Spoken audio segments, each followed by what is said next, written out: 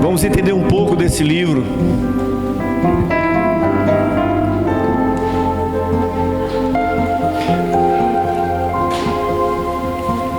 O Evangelho segundo Mateus, ele se inicia com a árvore genealógica de Jesus, né? Conforme Mateus 1, de 1 a 18. Muitos leigos, eles olham essa lista de nomes e não tem nenhum interesse. Provavelmente, muitos crentes, quem sabe até você, nunca teve interesse quando você abre o livro de Mateus e você não lê, você vai embora, você passa.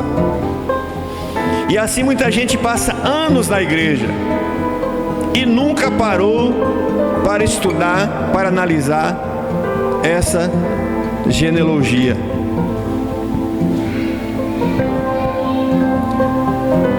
Contudo, eu quero dizer para vocês a importância de estudar a genealogia. Por que nós não valorizamos? Começando por quem está aqui. Se eu perguntar para vocês, você sabe o nome do seu bisavô? Olha que é uma geração perto. A maioria da geração hoje não sabe quem é seu bisavô nem sua bisavó. Significa que não tem o mínimo interesse pela sua raiz genealógica. E muitos poucos conhecem o avô, mas mesmo assim fica de longe. O Evangelho de Mateus, ele se preocupa com isso e é muito importante, a gente hoje vai aprender. E a partir daí você vai valorizar isso e vai valorizar até a sua questão genealógica. Mateus é o primeiro livro do Novo Testamento. Ele era o principal evangelho, é aquele que através do qual as pessoas usavam para evangelizar na igreja primitiva. Através do Evangelho de Mateus, todo cristão verdadeiro é instruído a cumprir com gratidão o serviço de anunciar o reino de Deus. Então Mateus, além de ser o primeiro, ele foi muito utilizado para a evangelização da igreja primitiva, e ele conta a raiz genealógica de Jesus, que a gente precisa aprender e entender um pouco isso. Então nesse texto, nós vamos ver o panorama completo do livro de Mateus. Quem foi o autor? Os livros da Bíblia muitas vezes são discutidos, né? Quem foi o autor? Uns dizem que foi os que estão aqui, outros não. Existem várias linhas teológicas, mas os que estão aí é o que chegou mais perto, e por causa daquilo que ele vivia, daquilo que ele falava. No caso do Evangelho de Mateus, também não é diferente. Acontece com muitos outros. No livro de Mateus não consta o nome do autor. Se for pegar o nome dele, não consta. Porém, a tradição cristã atribui a Mateus, porque é chamado de Levi. E aí vai se ajuntando um desses 12 apóstolos. Após o século XVIII, alguns cristãos começaram a contestar a autoria desse evangelho.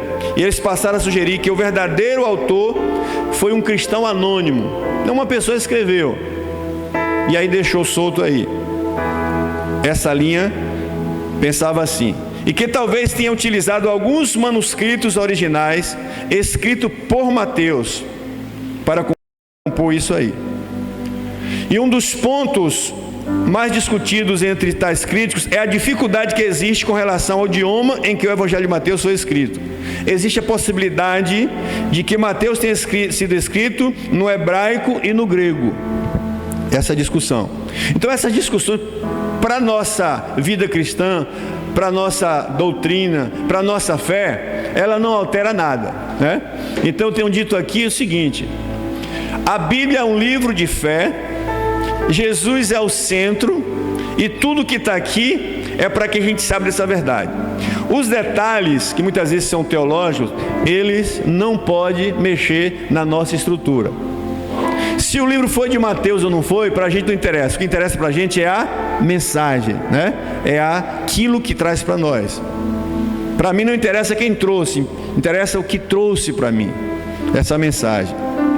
Então seja como for a verdade, e que não existe argumento realmente convincente para que de fato a autoria seja de Mateus ou contestado, mas isso não importa. Assim o apóstolo, né?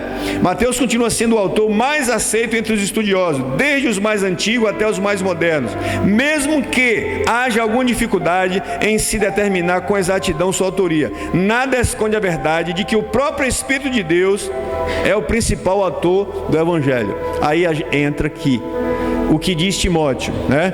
Que toda Escritura foi inspirada por Deus. Então o autor de toda a Bíblia, não importa quem seja, é o Espírito Santo.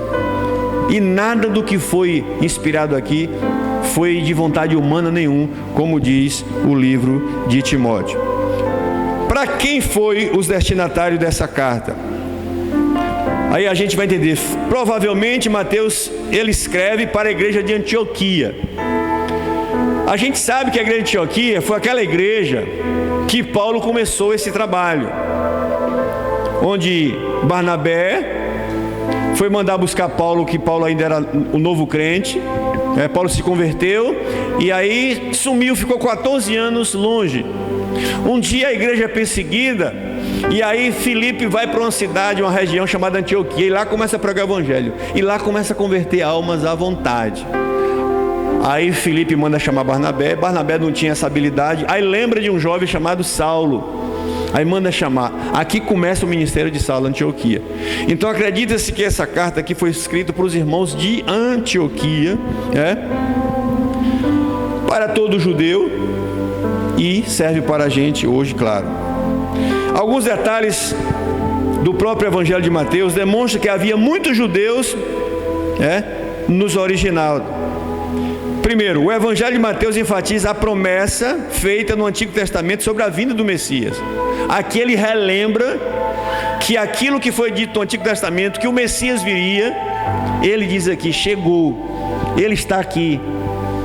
Então ele enfatiza isso, mostrando para aquele povo que aquela promessa foi cumprida no tempo dele. Outra coisa, a genealogia de Jesus é apresentada recuando até Abraão, ou seja, vai vir de Abraão até os tempos de Jesus, que a gente vai ver na pessoa de José, o marido de Maria. Outra, a expressão Jesus, filho de Davi, aparece várias e várias vezes. Essa repetição, a gente vai ver. Filho de Davi, ele não era filho de Davi, está falando aqui de parentesco, está falando aqui de geração, está falando aqui que ele pertencia àquela raiz. Jesus, filho de Davi, assim dizia lá o cego, lembra disso? Aê, filho de Abraão, é como nossa geração. Nós chamamos filho de fulano no sentido de geração, e a gente vai ouvir muito isso em Mateus. Outra coisa são datas, A gente tem que ter muito cuidado hoje, porque é uma briga entre o criacionismo e o evolucionismo. Muitas coisas aqui não tem prova científica, Tanto o criacionismo como o evolucionismo não tem como se provar nada. Os dois lados são pela fé. Mas nós temos a Bíblia, nós temos a história, nós temos muita coisa. Por isso que nós cremos em Cristo, nós cremos em tudo isso que a Bíblia fala, porque muita coisa comprova a existência de Jesus, a vinda de Jesus. É tanto uma coisa principal que você pode logo ver de cara. O mundo ele foi dividido antes e depois. Ou seja, todas as nações, todas as religiões estão dentro disso, antes de Cristo e depois de Cristo. Isso aí, nem um homem conseguiu fazer isso, ninguém. E Jesus veio e a história foi dividida ali. Então, mais ou menos a data, como eu já disse, a gente ouve muito dizer, olha, isso aqui custou milhões de anos, bilhões de anos. Não é bem assim. Não tem esse tanto de tempo assim. Não se pode dizer uma data correta. A partir do momento que começaram a contar as coisas, hoje fica mais fácil. Daqui a 200 anos, daqui a 300 anos, 1000 anos, é fácil. Porque você tem hoje mídia, você tem internet, você tem registro, você tem tudo. Já é fácil dizer isso. Mas nessa época, não. Então a data que o Evangelho de Mateus foi escrito, ela ficou entre 60 depois de Cristo e 70. Primeiro século. Aí veio 60 anos, 70 anos. Aí foi escrito nessa época. Não foi escrito durante o momento que Jesus estava com eles. Não. Eles viveram com Jesus ali o tempo todo, mas você vê que depois de 60 anos, Jesus morreu com 33. Acredita-se que foi escrito lá para os 60, 70 anos. É amplamente aceito que o autor do Evangelho seja Mateus, porque ele utilizou o livro de Marcos, né? Outro questionamento, Marcos é aquele que conta muito sobre os milagres de Jesus. Você vai ver Marcos falar sobre milagres. E uma das coisas que a gente vê na Bíblia é alguém pergunta assim, por que Jesus chega numa cidade cheia de leprosos, uma média de 20 mil, 30 mil leprosos, e só cura um leproso? Por que Jesus chega num poço de Betesda que tem lá centenas ou dezenas, sei lá, de pessoas doentes, e ele só cura um paralítico? Por que tinha tantos cegos e Jesus só cura um cego? Preste bem atenção. A Bíblia diz que Jesus veio a esse mundo para instaurar o reino dele dentro dos nossos corações e nos conscientizar de uma vida eterna. Ele não veio aqui para libertar que todos os cegos fossem curados, todos os coxos fossem curados. Não, essa não foi o ministério dele. Lucas 19:10 diz o seguinte: o Filho do Homem veio buscar e salvar o que se havia perdido. Mas Jesus não podia fazer tudo isso? Podia, mas não foi a razão principal. E por que ele chega no lugar e só acontece com um? Se você perceber, o camarada que estava lá no poço de Betesda tinha 38 anos, que era paralítico, nasceu paralítico. Hoje nós ouvimos falar muito sobre milagres, mas o que é milagre? Não é tudo isso que a gente vê. Milagre só Deus pode fazer. O que é um milagre? É aquilo que ninguém pode fazer. Até hoje ninguém consegue, a ciência não consegue, a tecnologia não consegue fazer um cego de nascença ver. Até hoje. Até hoje, ninguém consegue fazer um paralítico de nascença voltar ao normal. Não consegue. E qual a intenção disso? Testificar que Jesus era Deus. Então, quando alguém perguntar para você, mas por que Jesus não curou os outros? Ele poderia curar, mas Jesus não veio com essa intenção. A intenção dele foi tirar você das trevas, salvar a tua alma, e aqueles que ele quisesse aqui, ele curava. Um eles cura, outro eles dão, né? Outra situação, quando ele está em uma casa, e aí muita gente está ali ao redor dele, e alguém pega um paralítico e transporta por cima de um telhado, e coloca no meio. E a primeira coisa que Jesus fala, outra autenticação de que era Deus: perdoados estão os teus pecados. Ninguém poderia fazer isso, só Jesus. E em silêncio, aquela multidão, lá no seu pensamento, começou a questionar Jesus. outro sinal de que ele era Deus. Aí ele volta e diz assim: não só perdoa pecados, mas pega teu negócio, levanta e vai e anda, e some daqui. 3 coisas. Primeiro, ele perdoou o pecado. Segundo, ele mandou o paralítico andar. Terceiro, só quem é presciente é Deus. Ele leu a mente de todos eles. O livro de Marcos vai falar muito sobre milagres. Ali, para autenticar quem fez isso, foi Jesus. E quem é Jesus? Jesus era Deus. Lembra que em outra situação ele reuniu os discípulos e perguntou para eles assim: vem cá, o que é que as pessoas falam de mim por aí? Que Jesus queria saber o que é que as pessoas falavam e o que o discípulo pensava dele. Aí um disse assim: olha, disseram aí que tu é um vagabundo, não trabalha. Outro disse que tu é um hippie. Outro disse que tu é um demônio. E aí disseram várias coisas que Jesus era, o que o povo pensava. E ele volta para os discípulos e diz: e o que é que vocês pensam de mim? Lembra disso? Está lá escrito. Aí o Espírito Santo entra em Pedro e testifica quem é que estava ali. Tu és o Cristo, o Filho do Deus vivo. Filho, a expressão de Jesus aqui na terra. Estava ali diante deles o próprio Deus.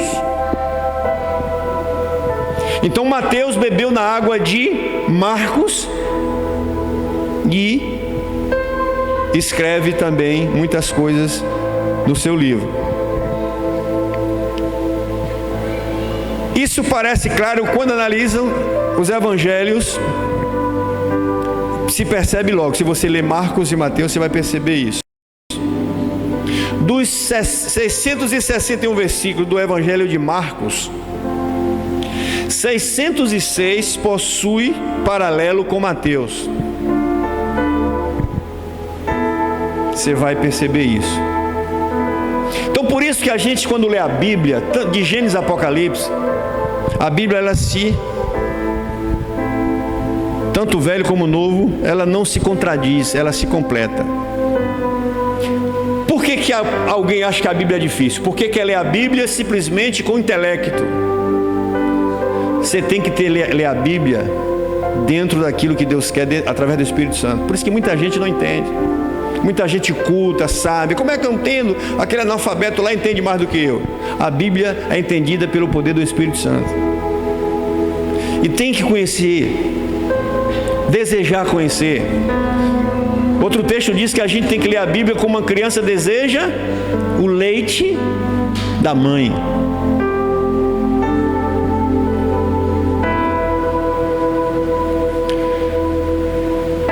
É possível que Marcos tenha escrito seu livro na cidade de Roma, quando estava junto com o apóstolo Paulo, considerando que a obra de Marcos foi utilizada como fonte para Mateus. Então, a data provável para esse evangelho ter sido escrito chega lá no ano 60 a 64 depois de Cristo. Algumas características do livro de Mateus. O propósito do tema do evangelho de Mateus é apresentar Jesus como Messias. O Messias vai vir, e anos, essa promessa foi passada, e as pessoas ficavam ansiosas. É tanto que quando Jesus estava com a mulher samaritana lá no poço, que ele começou a falar, ela disse: eu sei, há muitos anos os nossos pais disseram que o Messias vai vir, e quando o Messias vier, ele vai colocar tudo em ordem. Aí Jesus disse para ela assim: quem fala contigo é o Messias. Ali que aquela mulher, ela entende que é Jesus, e ali ela se converte, ela abandona o pecado do adultério e vai servir a Cristo. Então o propósito e tema do Evangelho de Mateus é apresentar Jesus como o Messias, o enviado, o prometido, né? Esse Jesus tão esperado, o Filho de Deus, né? A expressão Filho de Deus é uma expressão humana para a gente entender, né? Ali estava o próprio Deus. Ele é descrito no primeiro evangelho como sendo o cumprimento das profecias anunciadas pelos profetas do Antigo Testamento, e começando lá no Gênesis 3,15, né? Quando Adão e Eva pecam e que é expulso lá do Jardim do Éden, e aí vem as suas consequências, né? A partir de agora você, mulher, vai ter dor no parto, e você vai ter que se virar agora, vai trabalhar, mulher, vai pescar, vai fazer alguma coisa, porque esse negócio de acordar todo dia, chegar no pé do comer, chegar todo dia, achar comida, achar tudo, acabou essa mamata, né? A partir do momento do pecado, agora vá trabalhar. E a Bíblia diz que o homem comerá do suor do rosto. E aí começou, né, as consequências do pecado. Em Gênesis 3,15, a Bíblia diz em João 3,16 que Deus amou o mundo de tal maneira e que não abandonou o homem mesmo com a sua rebeldia. Em Gênesis 3,15, ele promete o Salvador. É tanto que quando nascem os filhos de Eva, será que é esse que vai esmagar a cabeça da serpente? Mas não estava falando de Caim, não estava falando de Abel, não estava falando, estava falando da sua descendência. E aí a gente vai ver onde essa descendência foi chegar, e chegar até Jesus. Logo na genealogia do capítulo 1, o Evangelho de Mateus mostra que Jesus é tão esperado como rei prometido. Jesus era esperado como rei, né? E muito embora decepcionou muita gente, porque a ideia de rei é aquele homem poderoso, valente, que ia bater em todo mundo e que ia ajudar. Mas Jesus não veio como esse rei que eles tantos esperavam, né? Então o reino que ele trouxe é o cumprimento do plano de redenção de Deus. E o reino que ele veio, ele disse: eu não vim estabelecer um reino terreno, eu vim estabelecer o reino dentro do ser humano. É aí que muitas figuras do Velho Testamento começam a tomar forma. E a gente vê muitas figuras no Velho Testamento: sacerdote, óleo ungido, tabernáculo, templo, arca da aliança. A partir daqui, aquelas figuras começam a tomar forma. O templo era a presença de Deus, o tabernáculo era a presença de Deus, a arca era a presença de Deus, né? O sacerdote, o sumo sacerdote, o óleo ungido. Aí começa aqui a dizer: sabe o que é isso aqui para agora? Aquilo que eu falei lá de arca, de templo, você é que é o meu templo, você é que é a minha arca. Eu jamais moraria em uma caixinha de madeira, eu jamais moraria em um templo feito por mão de homens. O templo que eu faço, que eu moro, é o que eu fiz. E aí Coríntios vai dizer: não sabeis vós que vós é o templo de Deus? Então hoje a gente entende que o templo, que o tabernáculo era figura do que a gente hoje sabe. Então hoje nós aqui somos a morada de Deus. Ele habita aqui dentro. Davi andava com aquela arca para cima e para baixo, representava a presença de Deus? Sim. Agora não.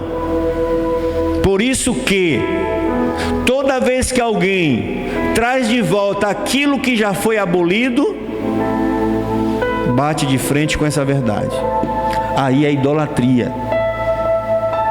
Eu não mais posso usar uma arca, eu não mais posso usar uma caixinha de madeira, porque hoje nós sabemos que ele fez um sacrifício único. Quando ele morre na cruz, que ele é sepultado, que ele levanta, ele diz: a partir de agora, tudo que passou já foi cumprido. A partir de agora vocês vão cumprir aqui. Eu sou o sumo sacerdote. Aí vem o Espírito Santo. Esse é o óleo. Lembra do óleo lá do passado?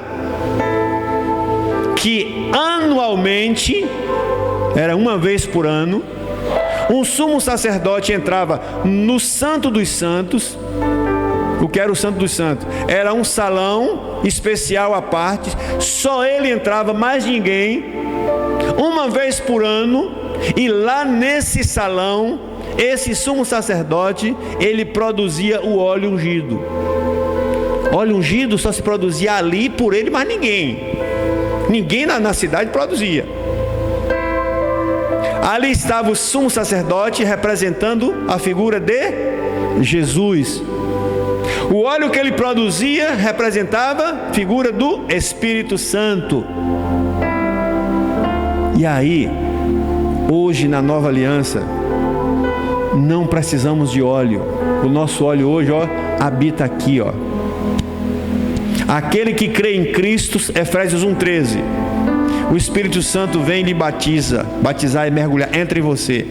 Ali está o óleo real, verdadeiro, o Espírito Santo. E ele é o sumo sacerdote que está sobre nós, que manda. E ele habita aqui nesse templo. Então nós é que somos a arca, nós é que somos a caixinha lá, nós que somos o templo. Então guarda isso na sua mente. Então logo no capítulo 1, o Evangelho de Mateus mostra que Jesus é tão esperado, o rei prometido. O rei, no que ele trouxe, é o cumprimento da sua palavra dada no Antigo Testamento. O Evangelho de Mateus nos informa que Jesus cumpriu, preste bem atenção, as Escrituras. Uma lei estabelecida. Quando uma outra lei vai à frente dessa, essa deixa de existir. Foi importante? Foi. Mas ela não é mais importante, porque essa aqui sobressai sobre ela. Antigo e Velho Testamento. A partir de Cristo, toda figura do Antigo Testamento se cumpre. Por isso que hoje a nossa doutrina, a nossa fé é baseada no Novo Testamento. Tudo do passado foi cumprido, não foi abolido. Abolir é deixar, não, cumprido. Cumprir isso. Então a partir de hoje, Jesus é o sumo sacerdote? Não precisa mais de sumo sacerdote.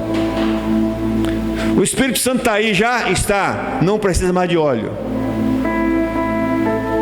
Ele já estabeleceu o ser humano que convertido como templo? Já, então não preciso mais de arca da aliança, porque você é meu templo.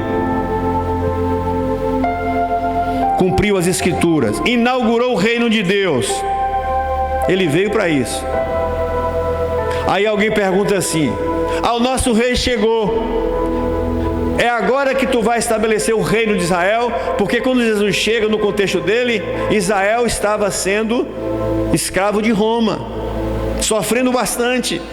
E Jesus disse: não, eu não vim para isso, eu vim para instalar outro reino. O meu reino não tem armas, o meu reino não é contra ser humano, o meu reino é contra as potestades do ar, contra os demônios.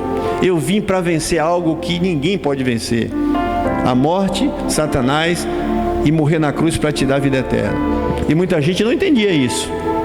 Então Jesus veio e inaugurou o seu reino de Deus, Ele comissionou e ele deu aos seus seguidores, aqueles 12, autoridade, e ensinou tudo direitinho.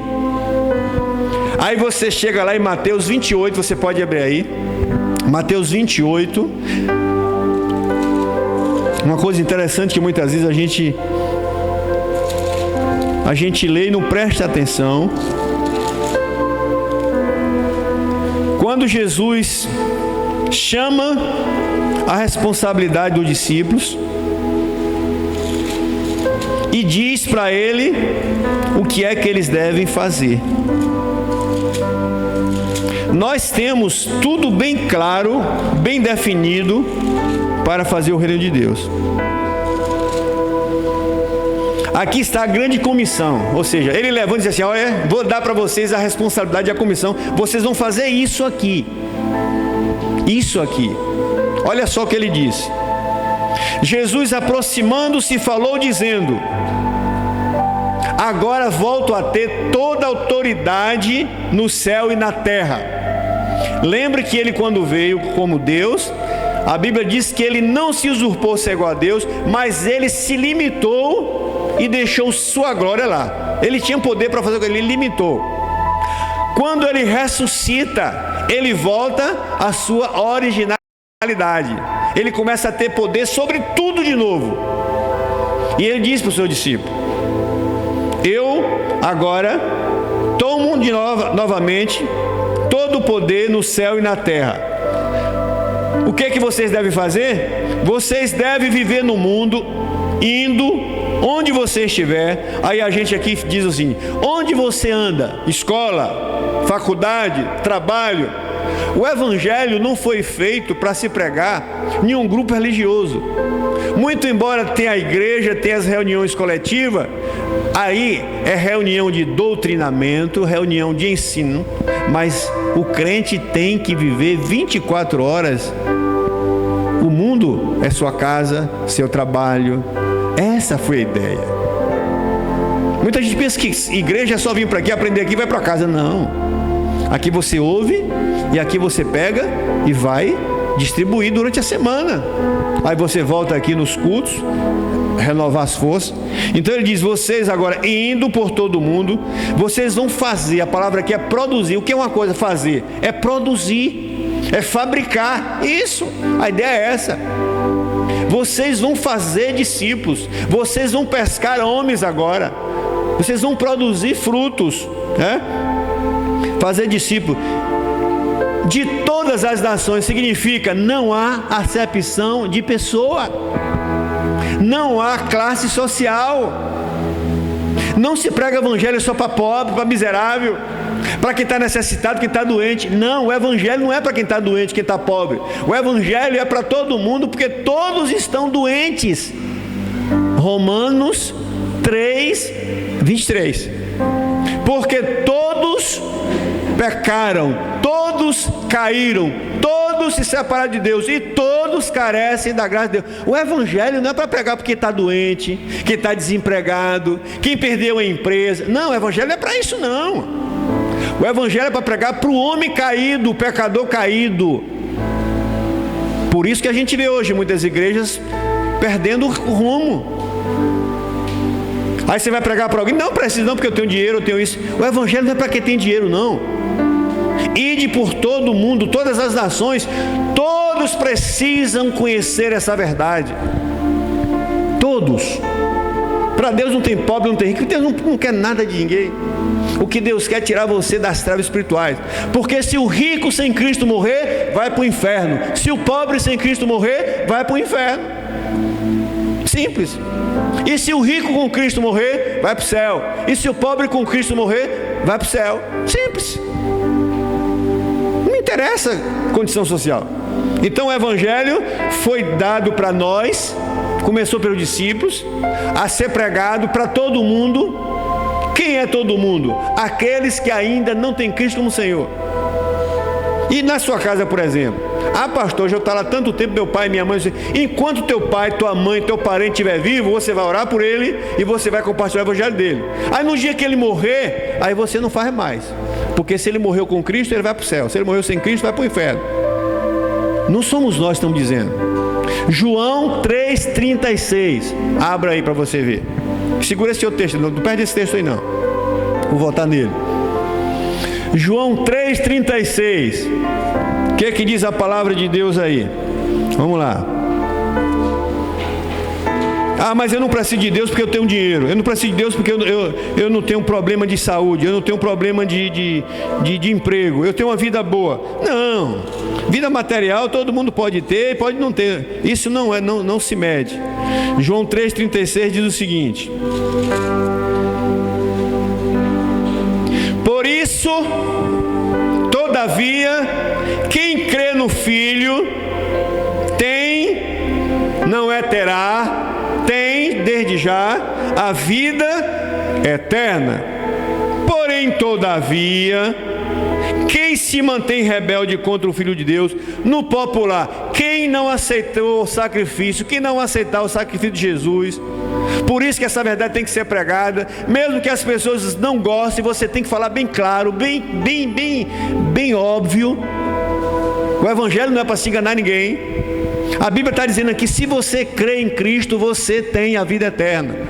Mas se você ouve o Evangelho e não crê em Cristo e seja rebelde, você não terá a vida eterna.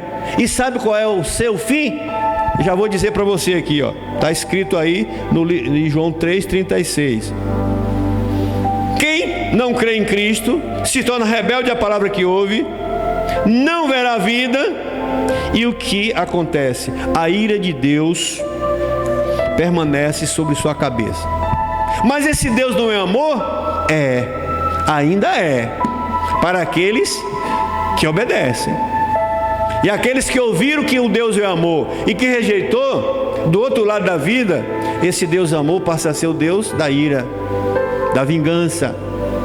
A gente tem que passar a conhecer Deus de todas as formas. Nós estamos vivendo ainda na era da graça, na era do amor, na era da misericórdia. Porque quem parte desta vida sem Cristo, outro texto está aí, Hebreus 9, 27. Esse aqui está dizendo, quem crê em Cristo tem vida eterna. E quem não rejeita Jesus, além de não ter a vida eterna, vai sofrer a ira de Deus eternamente. Aí é por conta de cada um.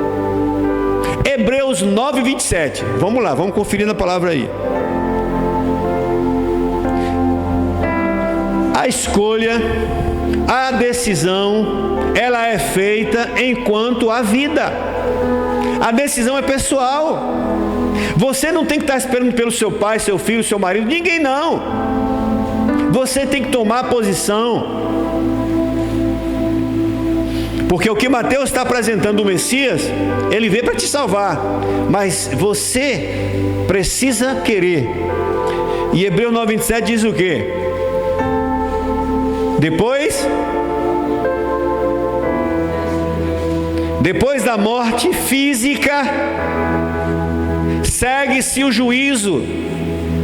Que juízo é esse? Onde você será julgado. Julgado pelo quê? Pelo que você rejeitou aqui. Você vai ser julgado pelo que você rejeitou. E o que é que eu rejeitei na terra? O presente de Deus, a salvação, o dom de Deus eterno, a vida eterna, é isso. Por ter rejeitado, você ter rejeitado isso, a ira de Deus é sobre sua cabeça. Não é porque Deus quis, porque lá em Ezequiel a Bíblia diz que Deus não tem prazer na morte daquelas pessoas que vão para o inferno pelas suas próprias pernas, porque Ele deseja que você seja salvo. Deus mandou Jesus para você ser salvo. Deus pega a igreja todo dia no mundo para que você seja salvo. E ninguém morrerá sem que ouça a palavra de Deus. Por isso, se você me ouve agora, você não é mais inocente. A partir de agora, se você sabe dessa verdade e você morrer sem Cristo, a Bíblia diz que você vai para o inferno. João 3,16. E se você morrer com Cristo, você vai para o céu. É essa a verdade. Isso que é evangelho. É isso que Jesus mandou que Pedro, João e os discípulos passassem para nós. Pregue isso. E aqueles que crerem, batiza-os. E quem não crê, Jesus, quem não crê, já está condenado. Quem não tem Cristo, preste bem atenção, você que me ouve e você que ainda não é crente em Jesus, não é igreja não. A Bíblia diz, quem não tem Cristo, vive no estado de condenação, a qualquer hora que morrer. Por isso que você tem que ouvir essa palavra, por isso que nós temos que pregar essa palavra. É dizer para o ímpio do seu perigo. A Bíblia diz que o Espírito Santo convence o homem do pecado, da justiça e do juízo. Mas nós temos que pregar essa palavra para que esteja na cabeça dele. Nós temos que dizer para essas pessoas o que está escrito na Bíblia. E o resto é com o Espírito Santo. Primeiro o Espírito Santo vai lá, porque ela já ouviu. Então vem cá, você já ouviu, não sabe disso? Você sabe que tem céu e tem inferno? Sei, Senhor. Você sabe que você morrer sem essa salvação, sabe? Então a escolha é pessoal. Ninguém vai escolher por ninguém. Essa mãe disse, não vou para a igreja porque fulano está me forçando. Não, você tem que procurar Deus enquanto você pode achar, o que a Bíblia diz em Hebreus, enquanto você pode achar, porque muitos não podem mais buscar o Senhor, porque já partiram dessa vida, já morreram fisicamente, e depois da morte não tem pregação de evangelho, não tem segunda chance, certo? Vamos fechar Mateus aqui de novo onde a gente ficou. Indo por todo o mundo. Então esse é o nosso papel. Qual é o papel da igreja? É juntar pessoas, fazer show gospel, recolher dinheiro, fazer ação social. Não! A igreja tem um papel fundamental de falar para as pessoas que elas precisam se arrepender dos seus pecados, crer em Cristo para ter vida eterna. E aí prega esse evangelho a todas as nações, batizando em nome do Pai, do Filho e do Espírito Santo. Agora, olha só o que diz o 20. Preste bem atenção. A gente vê internet hoje aí, a gente vê igrejas fazendo coisas que até o capeta duvida. Onde é que essas igrejas, esses pastores, esses crentes encontram respaldo? Na Bíblia? Não sei, não é. Olha o que Jesus disse. Jesus, o que é que a gente deve fazer? Ele disse: vocês vão ensinar, olha só, as pessoas a guardar todas as coisas que eu vos tenho ordenado, ensinado. Ensina aquilo que eu ensinei para vocês. Diga para as pessoas aquilo que eu disse para vocês. Se limitam nisso. Você não vê Jesus mandando aqui ninguém fazer show, ninguém inventar doutrina, não. O que Jesus disse para as pessoas? Você vai ver lá no Sermão da Montanha, você vê ele falando com Mateus, você ele vê conversando com Zaqueu, com a mulher samaritana, com a mulher que adulterou. Você vê que Jesus sempre fala na prática. Eu vim salvar vocês do pecado, não peques mais. Vinde a mim, vocês que estão cansados, oprimidos, sobrecarregados. Isso é que nós devemos falar para as pessoas que estão depressivas, cansadas, desiludidas, querendo se matar. Epa, não, tem jeito, peraí, vem cá. Tem jeito para você. Jesus disse: vinde a mim, todos que estão cansados, oprimidos, que quer se matar, que estão depressivos, Ele pode curar você. Aí você pode dizer como aquela mulher do fluxo de sangue: ah, Senhor, mas eu já fui em todos os médicos. Eu não estou falando de médico, eu estou falando daquilo que Jesus pode fazer. A Bíblia diz que aquilo que é impossível aos homens, porque o que é possível aos homens, Deus não se mete, você faz. Mas aquilo que o homem não pode fazer, Deus faz. A mulher tinha 12 anos derramando sangue. Sabe que uma mulher derramar sangue durante 12 anos? Quem é mulher aqui sabe. Quem derrama sangue aqui 15 dias já fica doido, né? É 15 dias que dura um negócio desse, não? Hein? 7 dias Imagina 12 anos. 12 anos aquela mulher sofria de um fluxo de sangue. A Bíblia diz que ela gastou tudo que ela tinha com os médicos. Tem coisa que médico não resolve. Médico é ungido de Deus? É. Médico é bênção de Deus? É. Mas a última palavra não é do médico. O médico não sabe tudo.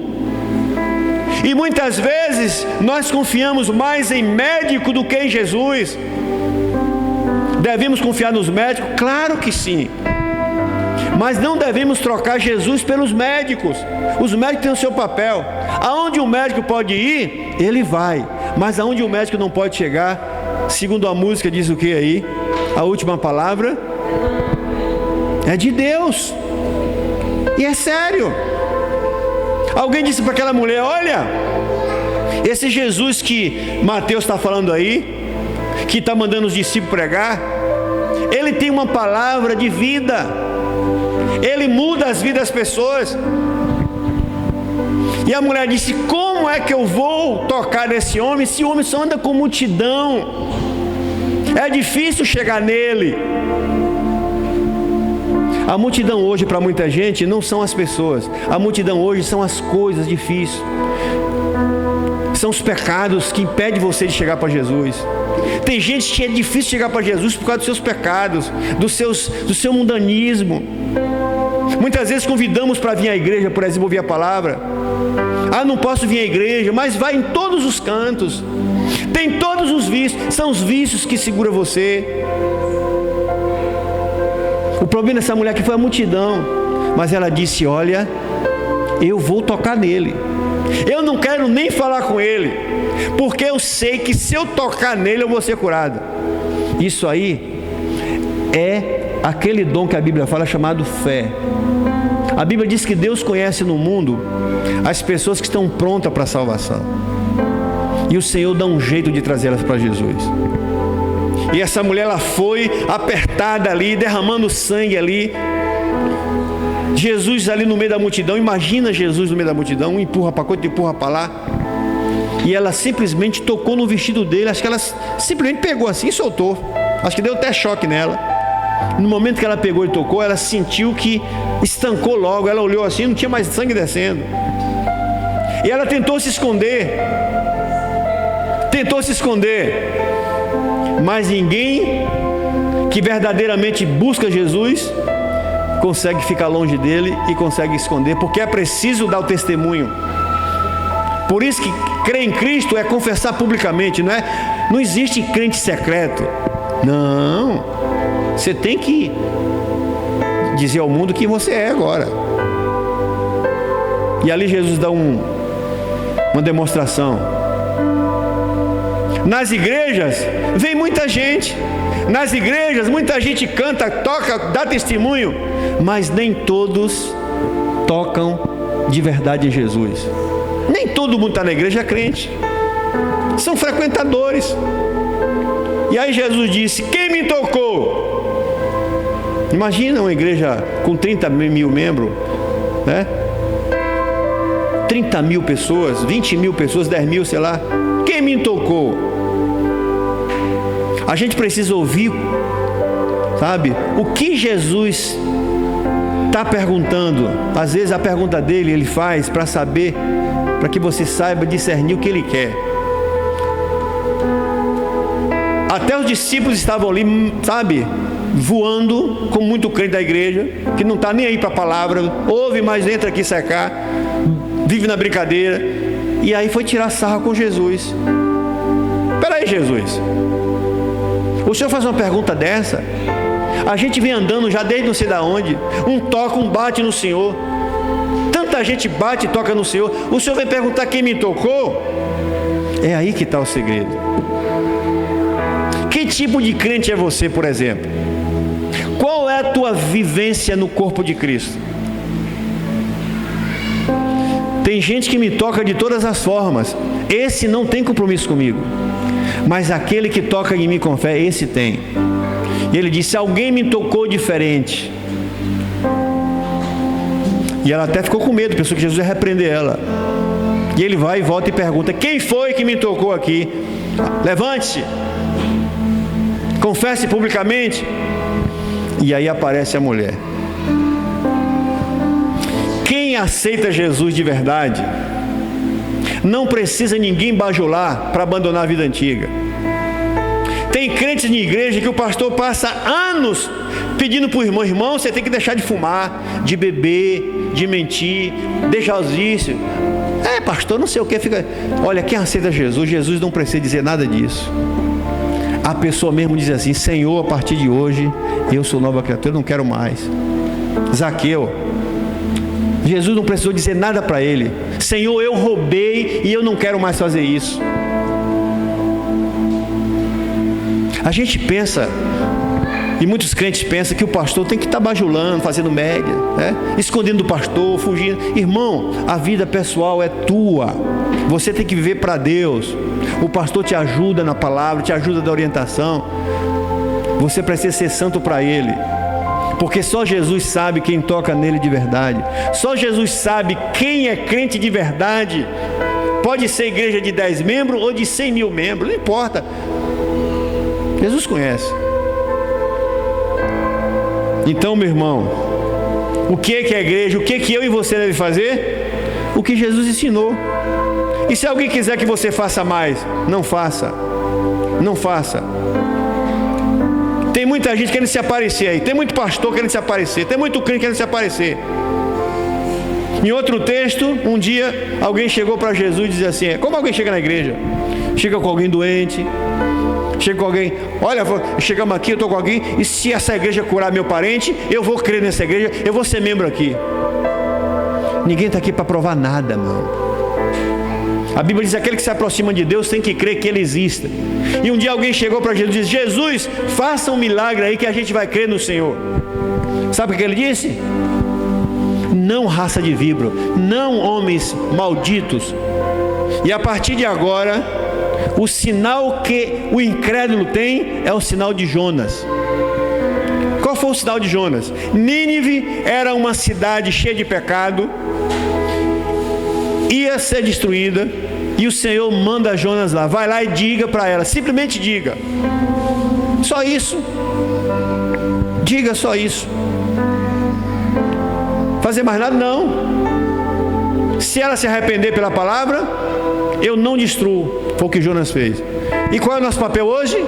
Dizer para as pessoas, provar para ela que Deus existe? Não. Fazer alguma coisa para elas crer? Também não. É só falar do Evangelho.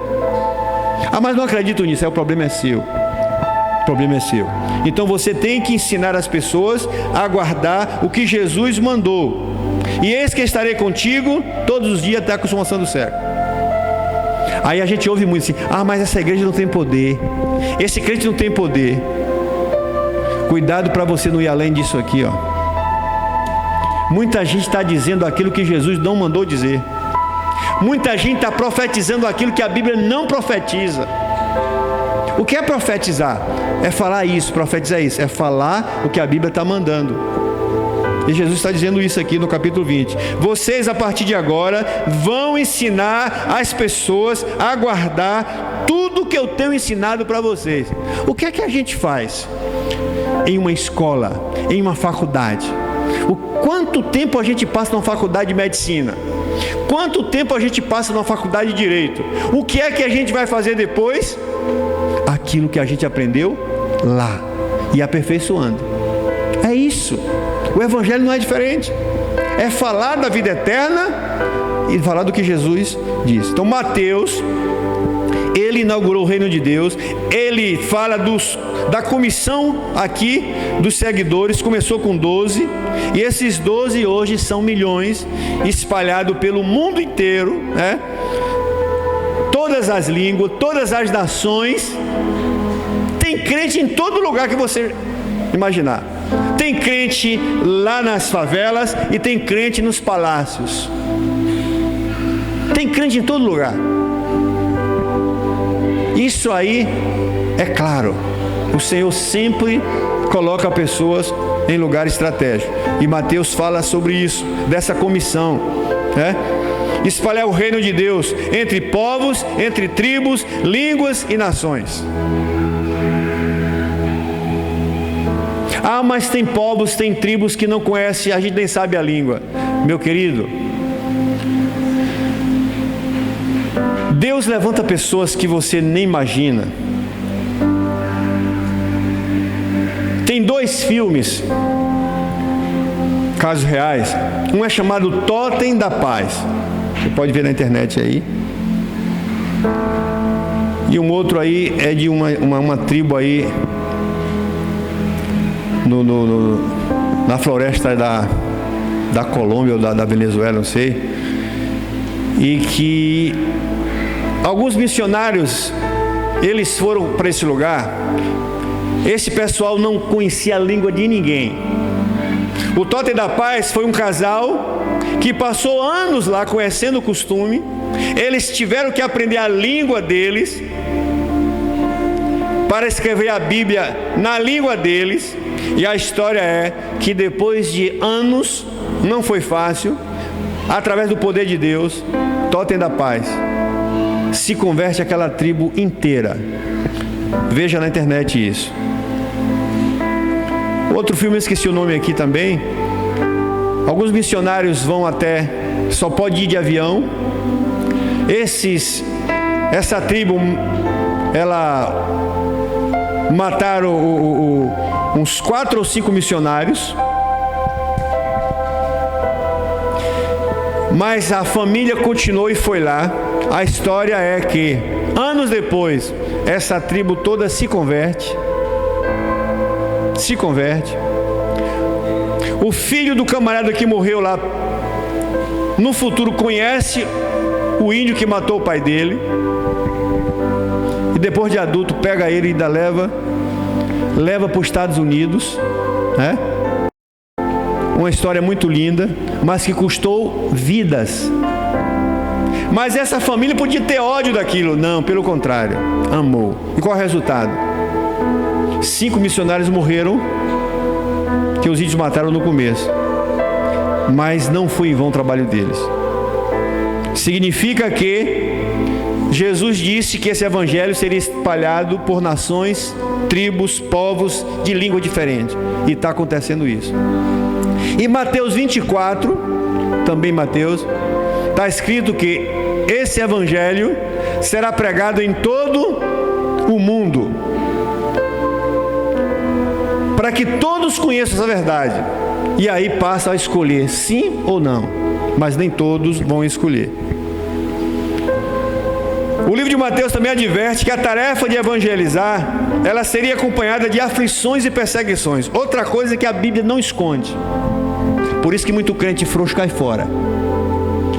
Aqueles que querem seguir a Cristo piamente, a Bíblia diz que irão sofrer por causa do nome dele.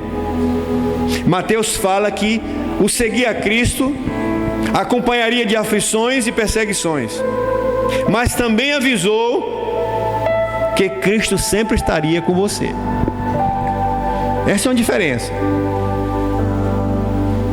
Tem problema? Tem, mas eu vou estar com você. Ele também fala sobre isso. E por fim ele promete a sua volta. Ele disse, eu vou voltar. Agora, não vou voltar para ficar mais aqui com vocês, eu vou levar para vocês comigo. E o livro de Tito diz que nós seremos coisa exclusiva dele. E aí Mateus fala sobre essa volta, esse retorno. E é aí que o reino de Deus tomará o seu ápice. É quando nós formos levados para a glória. O ápice é a perfeição, é a eternidade que ele prometeu.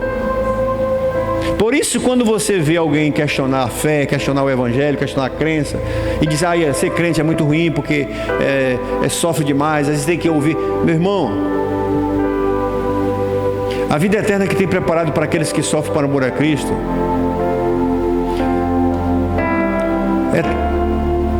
palavras humanas não explicam.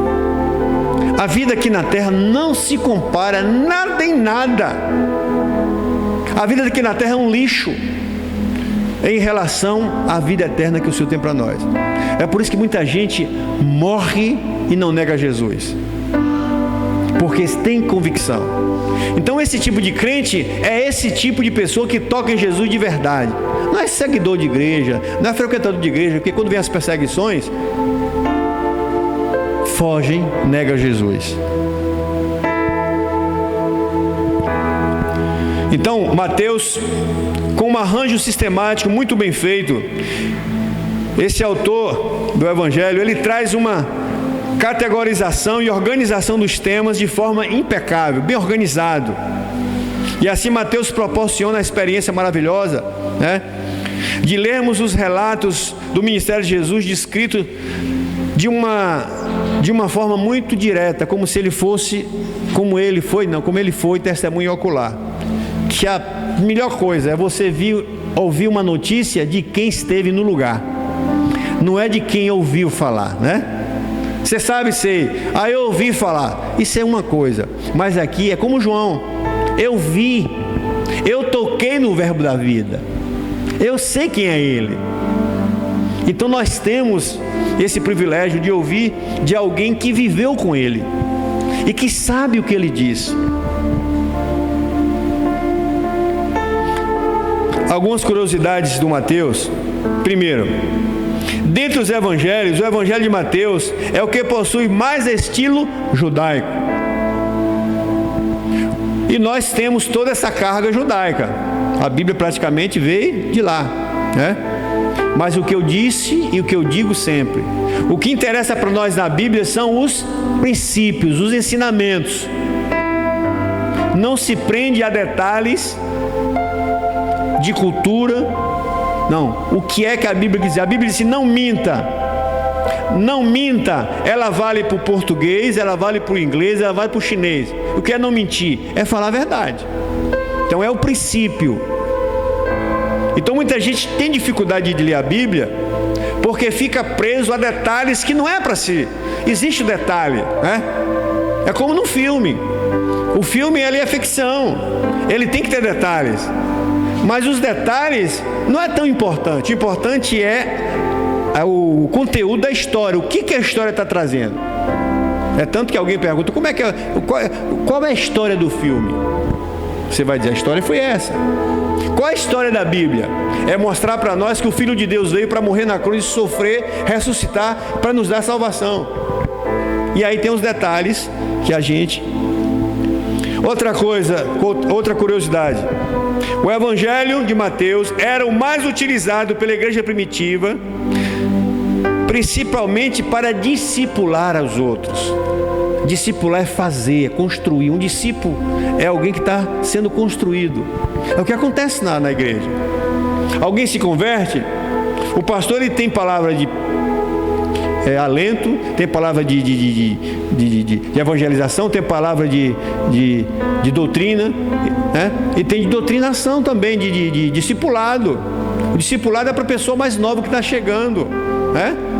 Por isso que o pastor sempre está repetindo as coisas. Passa 100 anos, ele vai repetindo, porque sempre tem gente nova na igreja. Ah, pastor, mas eu já ouvi falar sobre isso. Você já, mas o outro não. Então, para que você saiba mais, o sábio ouve mais. Quanto mais você ouve, é assim que acontece. Outra curiosidade: o Evangelho de Mateus, guarda aí com vocês isso. Outra curiosidade: o Evangelho de Mateus é que mais apresentou Jesus como Rei dos Judeus. A expressão Rei dos Judeus, Rei dos Judeus, Mateus. Outra curiosidade: os 5 sermões principais encontrados no Evangelho de Mateus: Sermão da Montanha, do Monte, né? Instrução aos 12, a Parábola do Reino, a Comunidade Cristã, que trata do caráter dos verdadeiros seguidores, e o Sermão Escatológico de Jesus contém os textos mais completos entre o Evangelho sobre o ensino de Jesus. Então, se você vê, está bem definido isso. Sermão da Montanha ali, você vê detalhes. Sobre a escatologia de Aline, né? Você vê Mateus 24 contando como será o fim do mundo. Ele fica bem detalhadozinho, né? Embora tenha sido originalmente escrito para a igreja de Antioquia, constituída de judeus e gentios, claramente o objetivo do Evangelho de Mateus não era apenas para ficar restrito lá. Claro que não. A palavra de Deus é para todos em todo o tempo. Mas essas pessoas, elas não tinham noção de que isso aqui se tornaria Bíblia. Outra coisa interessante, né? Pedro, João, Paulo não escreviam dizendo: olha, eu estou escrevendo a Bíblia. Não, eles escreviam aquilo que o Espírito Santo colocava neles, e eles iam deixando pelo caminho. É tanto que a Bíblia, ela possui 66 livros. A Bíblia do Septuaginta, né? 66 livros. Foi escrita num período de 1500 anos por homens que não se conheceram, mas que escreveram a mesma coisa. Você pega o Gênesis e pega o Apocalipse, eles não se contradizem, eles se combinam. Quer ver uma coisa aí? Abram e vejam Gênesis 1 e João 1.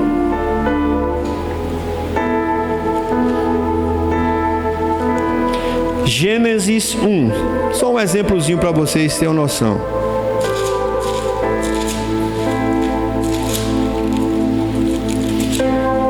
Por isso que a Bíblia, todos os 66 livros são livros inspirados.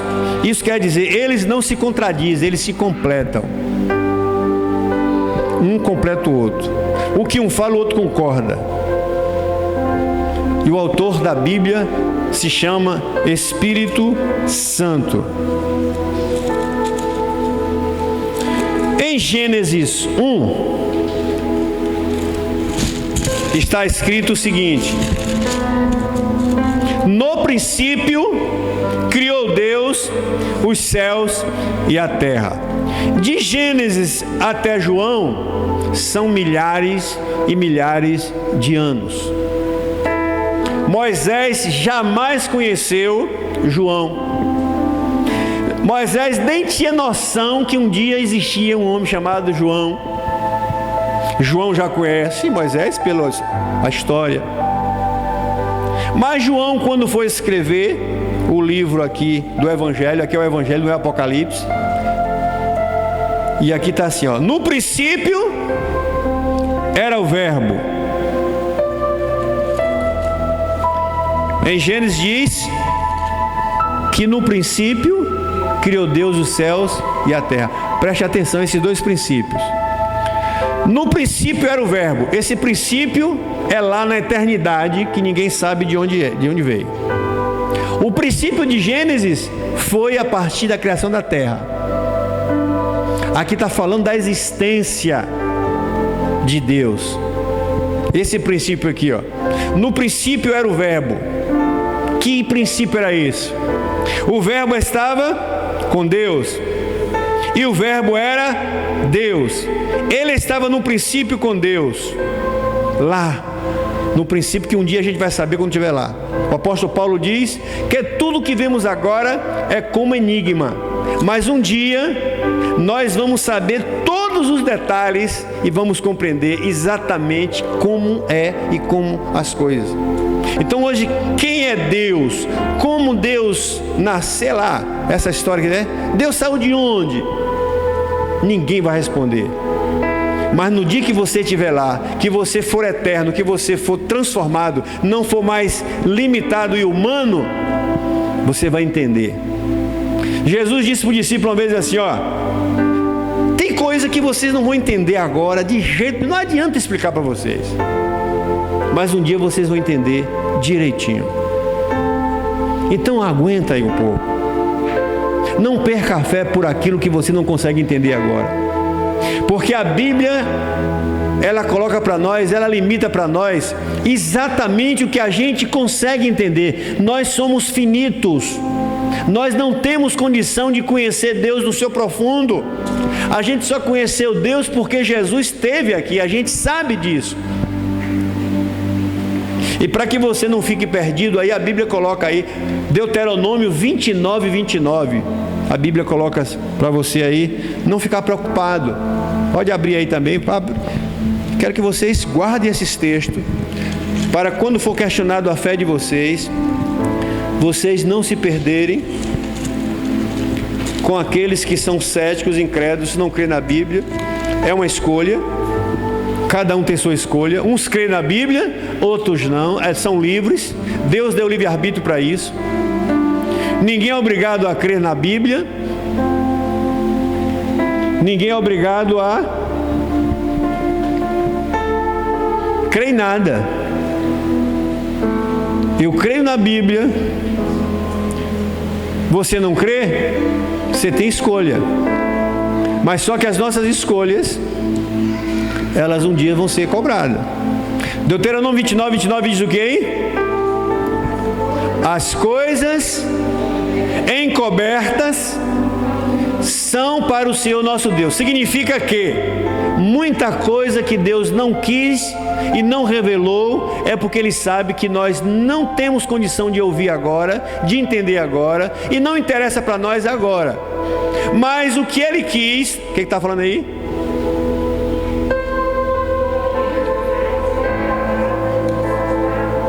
Porém, Ele revelou muitas coisas e essas coisas é para a gente entender. Então aquilo que você não consegue resposta, então cuidado com pessoas que se acham sabido demais, cuidado com muitos teólogos que acham sabido demais e quer explicar o inexplicável. Não vai nessa. Se limita àquilo que a Bíblia coloca para nós. Quando a gente passa desse espaço, a gente se perde.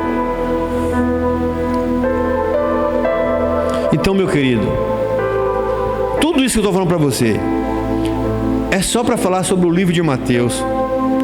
O que é que ele traz para a gente? É muito mais profundo do que a gente lê simplesmente. Ele inicia com a árvore genealógica de Jesus. Em Mateus 1, o Evangelho segundo esse autor, começa apresentando a genealogia de Jesus a partir de Abraão. Aí já vamos lá para Mateus 1. Interessante, por que ele não começa de Adão? Ele começa de Abraão. Tudo tem um sentido, né? Tudo tem um porquê.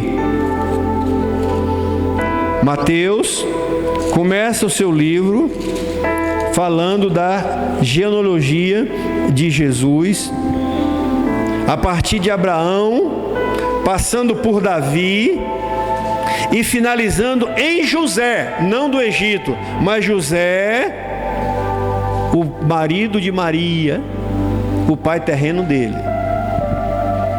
Tudo isso tem um porquê.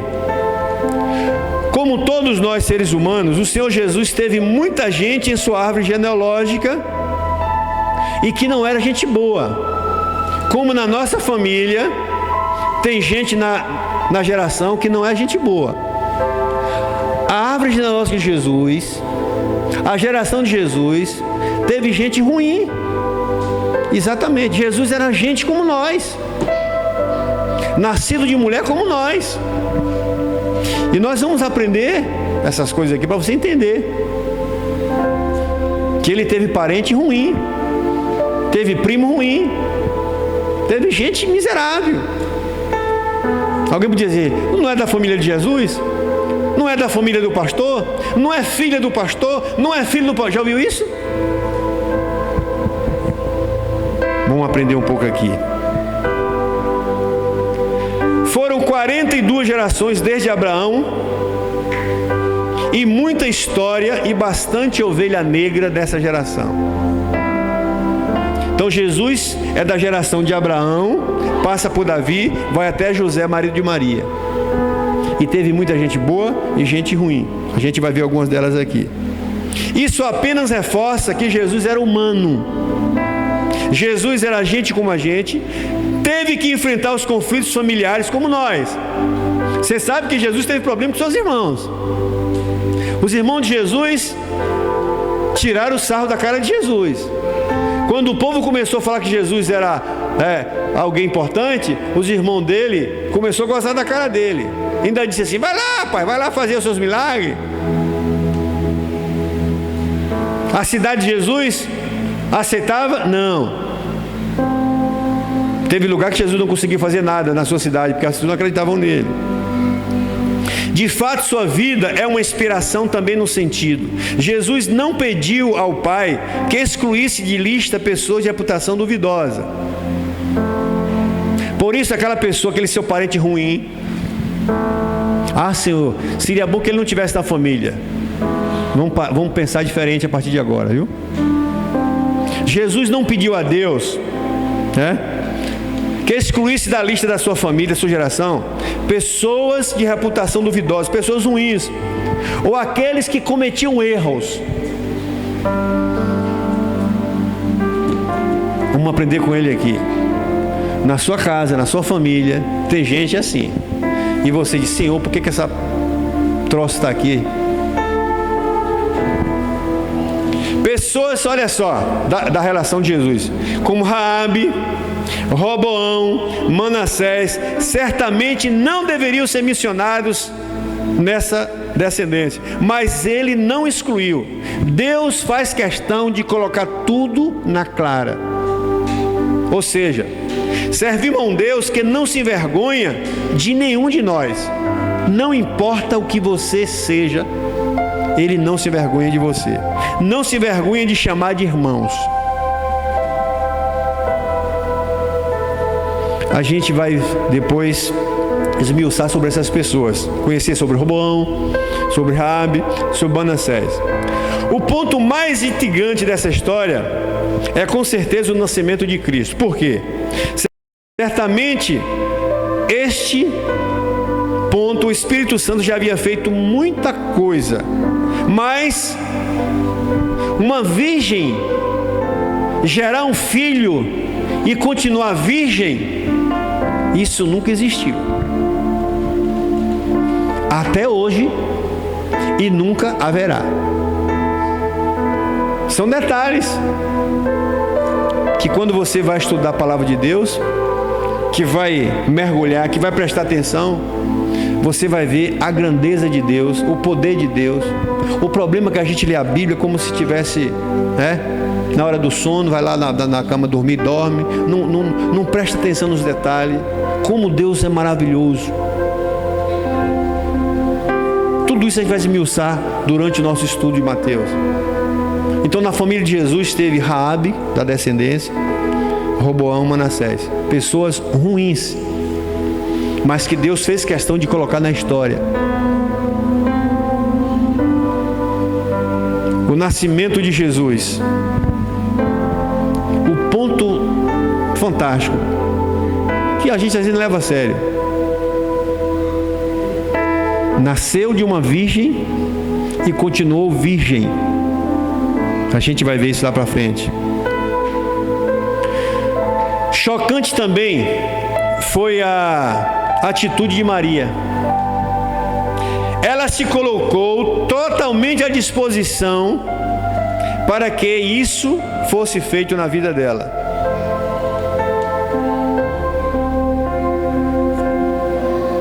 Uma moça simples, de uma geração, de um contexto cheio de preconceitos, principalmente com mulheres. Aí me aparece uma mulher que era noiva, não era casada, e me aparece a mulher grávida.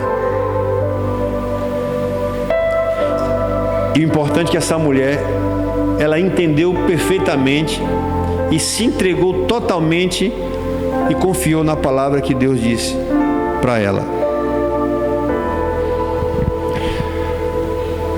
O que a gente aprende com isso? Que deve haver em nós, aqui está uma disposição de fé. Que fé é essa? De acreditar, de conhecer com quem você está se relacionando. A fé de Maria, que foi a mesma fé de Abraão. Ele conheceu Deus sem nunca ter visto, foi questionado, mas como a mulher do fluxo de sangue, Abraão, Maria, quando conhece a Deus de verdade, por isso que a Bíblia diz, aquele que se aproxima de Deus, não tem que provar que Deus existe, não tem que tocar nele, não tem que ver ele, porque Deus é Espírito, importa que adoremos o Espírito, tem que acreditar que ele existe. E isso não foi só para Abraão, para Maria, isso é para mim, para você, para qualquer um de nós hoje. Só que a humanidade está tão cética, a própria igreja está tão cética, que as pessoas elas não ouvem mais a voz de Deus através da palavra, elas não acreditam. Tem crentes que passam um período da vida muito bem e depois cai.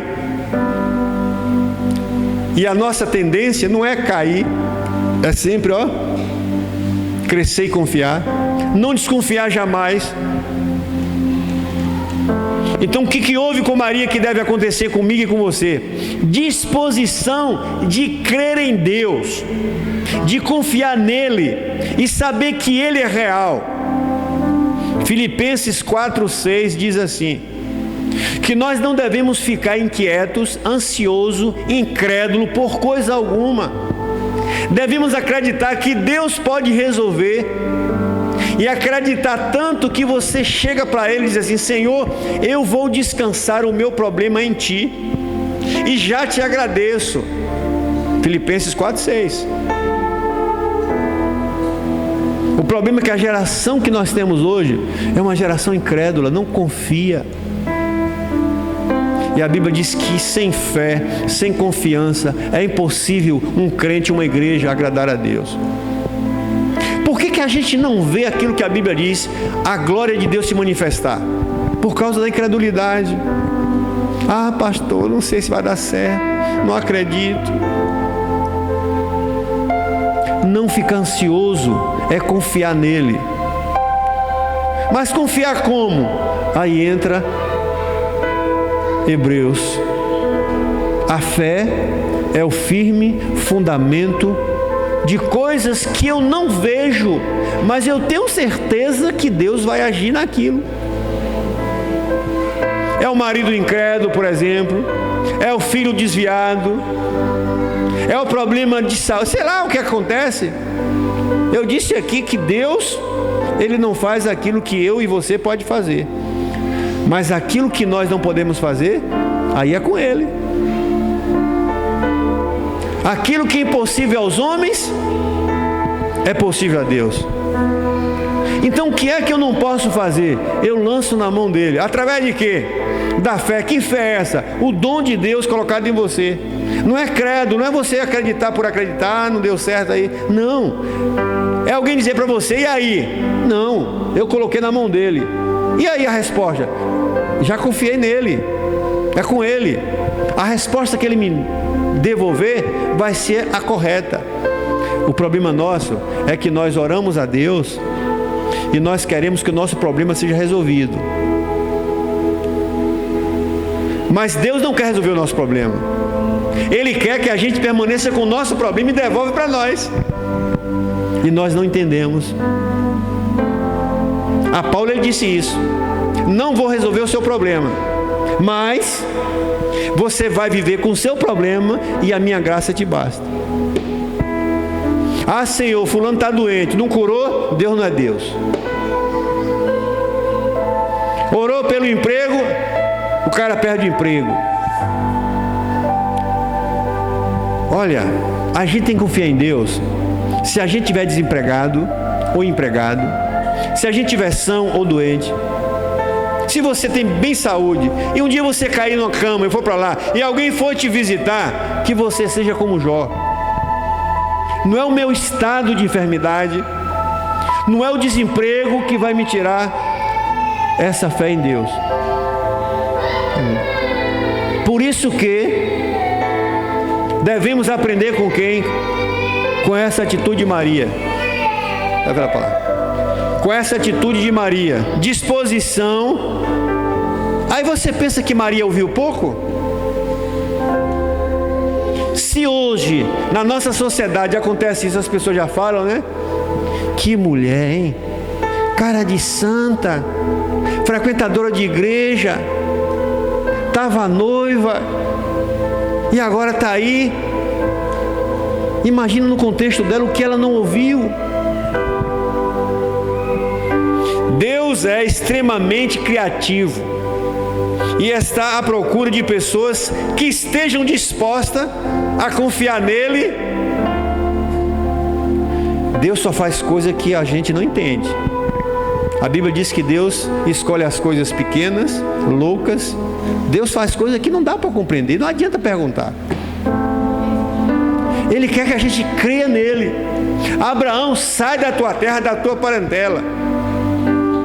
Aí o pai diz assim, mas como você vai sair da nossa terra, onde nós temos o nosso Deus que a gente vê e pega? Tu está acreditando em uma pessoa que tu não vê.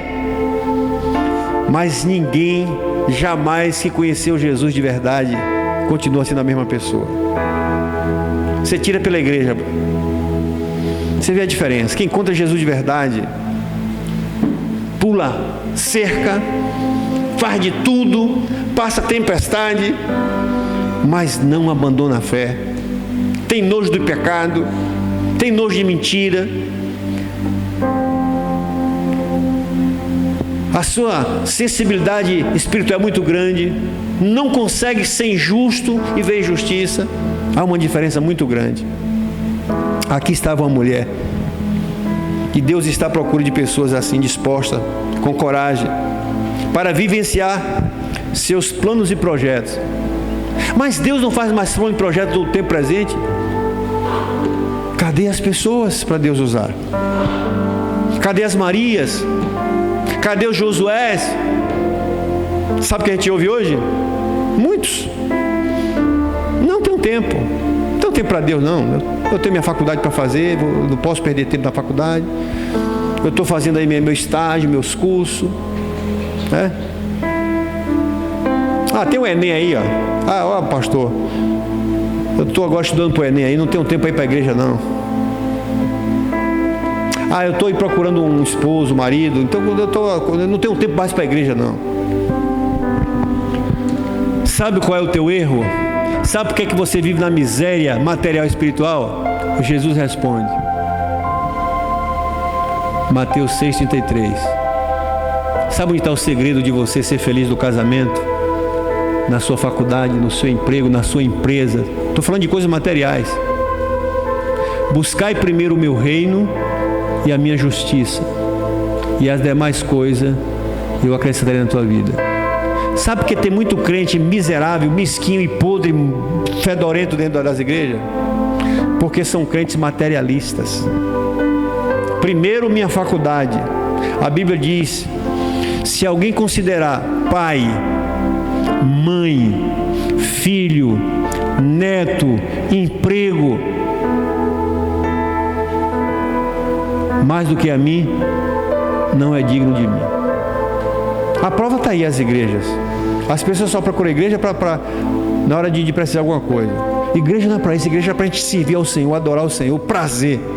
Eu lembro do salmista assim: tenho prazer de ir na casa do Senhor, alegrei-me quando me disseram. Tem gente que fica triste quando me disseram. Vamos lá, passa com a Bíblia na casa do irmão e diz: irmão, vamos para a igreja. Ixi, que tristeza, bateu uma tristeza. Vixe, esse irmão passou logo aqui agora. É sério. Isso eu conheço de carteirinha. Como crente, como pastor. Tem pessoas como pastor que às vezes eu fico até com vergonha de passar na frente da casa da hora do culto, porque eu sei que não está preparado. Pastor, não, meu querido, buscar a Cristo em primeiro lugar te dá tudo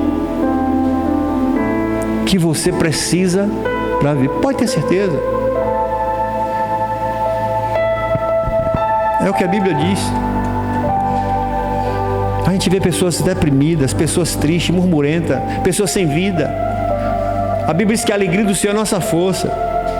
Cara, você pode estar com todo o sofrimento, mas você é feliz. A felicidade não é você ter coisas, não é você estar com saúde, é você ter Cristo. Você, não, eu tenho Cristo, e sempre tem uma esperança ali.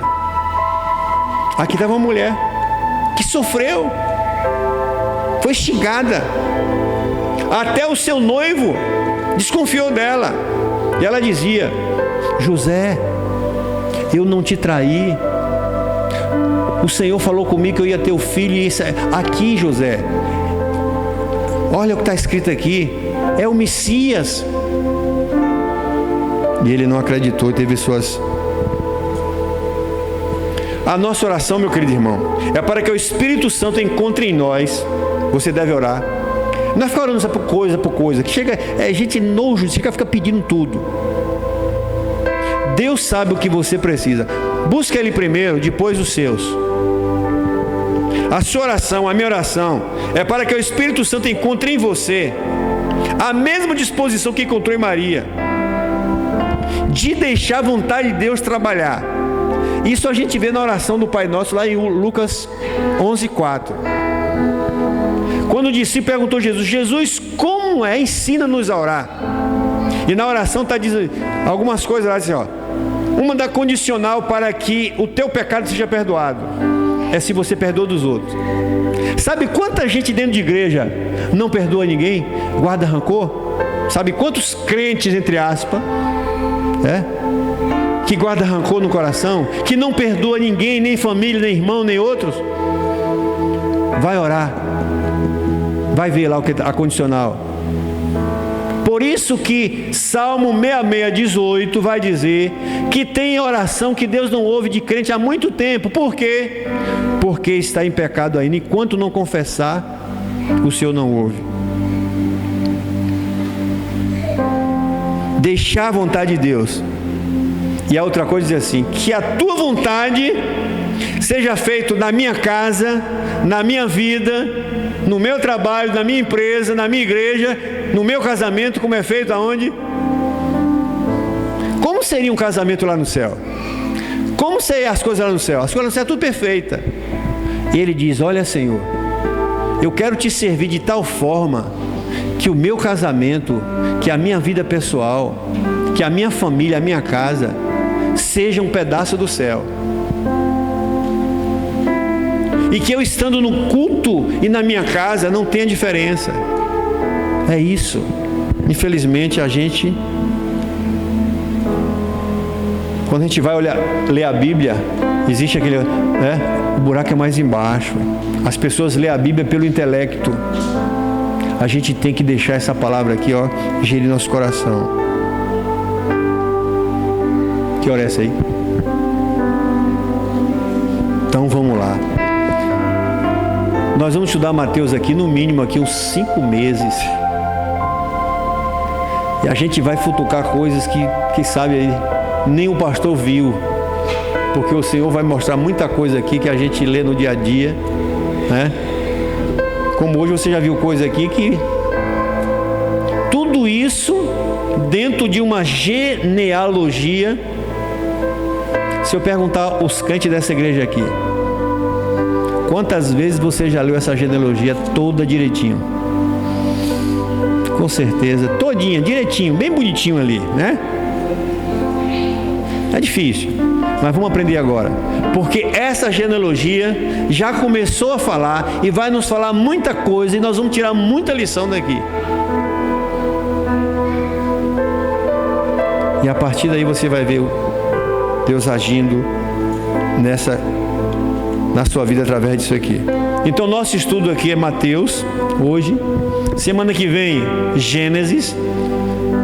Mateus, Gênesis. A gente vai estar sempre no paralelo. Então já fizemos aqui uma abertura de Gênesis, né? Semana que vem a gente dá uma retrospectiva para você entender. Então não perca, porque esse é o momento da gente estudar a Bíblia mais mastigado.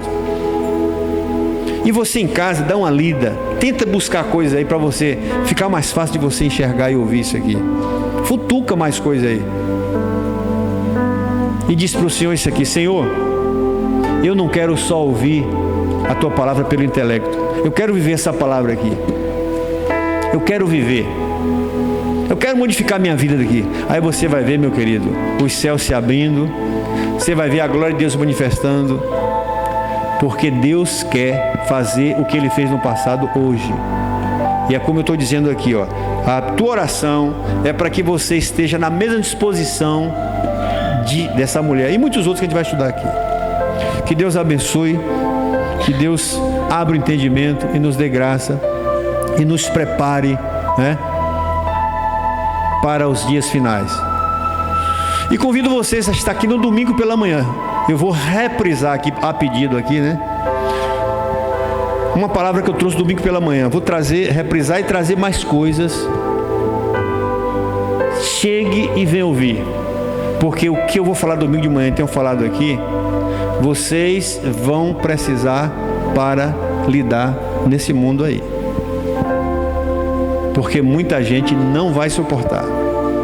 Então, se você se prepara, você já vai consciente. Nós estamos vivendo momentos finais da história humana. O que está acontecendo, muita coisa está sendo escondida. E o que passa, muita gente não acredita. Porque na internet passa tanta coisa, e que às vezes uma verdade que passa, você não presta atenção. Mas o que é ruim, você vai ouvir muita coisa ruim. Mas à luz da Bíblia, nós vamos ver muitas coisas que estão acontecendo hoje no mundo. À luz da palavra de Deus, vamos ver as atitudes dos governantes do mundo, segundo o que está escrito aqui, para que quando você assistir uma notícia, alguma conversa, você saber o que é que você está ouvindo. Porque esse livro velho aqui de capa preta aqui, ele é mais atual do que muito que você vai ver amanhã ainda. Aqui, Mas precisamos estar preparados, porque os dias não serão fáceis. Eu posso não viver dias difíceis, Mas a minha geração que virá me atrás aí, vai ter que estar preparado. Você vai ter que estar preparado. Se você não for você, prepare os teus filhos. O pastor vai preparar a igreja para enfrentar os dias difíceis. Mas pastor, vamos orar para que isso não aconteça? Não. Vamos orar para a gente ter força, coragem e ser guerreiro, porque isso vai acontecer. Vamos parar de ficar como avestruz, enfiando a cabecinha debaixo da areia como se o problema fosse passar. Os céus e a terra vão passar, mas as profecias que essa palavra aqui tem dito vão se cumprir. E nós temos que estar preparados para passar pelo fogo, pela água, pelo vale da sombra e da morte. O Senhor não vai tirar a gente desse lugar. O Senhor não vai tirar você da fornalha. Ele só diz assim, ó: eu estarei convosco, que estiver aqui. E que Deus abençoe. Vamos ficar de pé. Obrigado a você que nos assiste aí pela TV Êxodo de Salvador aí, 24 horas no ar aí, né, para abençoar você. Temos muito filme bom aí na TV para você assistir. Nós temos aí a Rádio Gospel Êxodo de Salvador também 24 horas no ar, né? TV e rádio evangélica 100%. Não temos financiamento. Nossa missão é levar Cristo, levar essa palavra ao máximo de pessoas possíveis para que sejam salvos. E convidamos a você que está aí, que nós estamos ao vivo aqui da igreja quinta-feira com o estudo bíblico e o domingo à noite. Obrigado aos irmãos que estão distantes daqui, que Deus abençoe vocês. E você que quer nos visitar aqui em Salvador, nós estamos aqui no centro de Salvador, Engenho Velho de Brotas, Igreja Batista Êxodo de Salvador, né? É só nos procurar. Vamos orar agradecendo a Deus. Amado Pai, obrigado, Senhor, porque tudo já foi vencido pelo Senhor. O que nós estamos aqui, Senhor, é só marchando para a eternidade. Mas enquanto viver no mundo, o Senhor disse que teríamos aflições, teríamos problemas. Alguns de nós seríamos mortos, seríamos presos. Mas nós somos já mais do que vencedores. Obrigado, Senhor. A dor física é ruim, mas a dor física não chega nem aos pés da glória eterna que o Senhor preparou para nós. O Senhor disse na sua palavra, e a gente ouve na sua palavra, que o choro pode durar uma noite inteira, mas a alegria vem pela manhã. São os nossos sofrimentos por causa do Evangelho, por causa da fé, mas a vida eterna é algo que nos vai trazer glória. O Senhor também tem uma experiência das mulheres. A mulher, para dar luz, ela sofre muitas dores, mas após a criança nascer, vem uma alegria. E assim o Senhor compara a vida aqui na terra, passageira, efêmera, com a vida eterna que o Senhor tem nos dado. Senhor, que cada um que está aqui nessa igreja, cada pessoa que tem aceitado o Cristo pelo mundo, possa afirmar mais sua fé, possa abandonar os seus vícios, os seus pecados, pecados ocultos que muitas vezes têm atrapalhado a vida desse irmão, dessa irmã. Pessoas que têm servido a Cristo, Senhor, de uma forma distante, escondido, que essa pessoa possa, Senhor, vir à tona e mostrar que Jesus é o seu Senhor. Oro pela salvação daqueles que ainda não são salvos, Senhor. E que essa palavra que temos pregado aqui, Senhor, que o Espírito Santo possa convencer e converter os corações. Pois, Senhor Deus, tudo fazemos aqui é para a glória do Senhor. Pois nós não temos a capacidade nenhuma. E se fizemos ou se fazemos é por causa do Teu amor, Teu Espírito Santo que nos capacita. Abençoa nossa noite, nosso dia, guarda nossas vidas. Enquanto aqui vivermos, e aqueles que estarão partindo, Senhor, nesta noite, meu Pai, vai de encontro àquele que ainda não tem Cristo, para que não parta sem Cristo. E levanta os crentes abatidos, crentes covardes, medrosos, crentes que estão, Senhor Deus, como Elias nas cavernas. E aqueles que estão desviados, aqueles que estão apostatando da fé, tem misericórdia. Muito obrigado por essa palavra. E nos ajude, Deus, a estudar aqui a Tua palavra pelo Espírito Santo. Porque se o Senhor não estiver conosco, não vamos entender nada, não vamos compreender nada. Fala ao nosso coração sempre, Senhor. Use a nossa boca, a nossa vida, nosso corpo. Use as nossas vidas.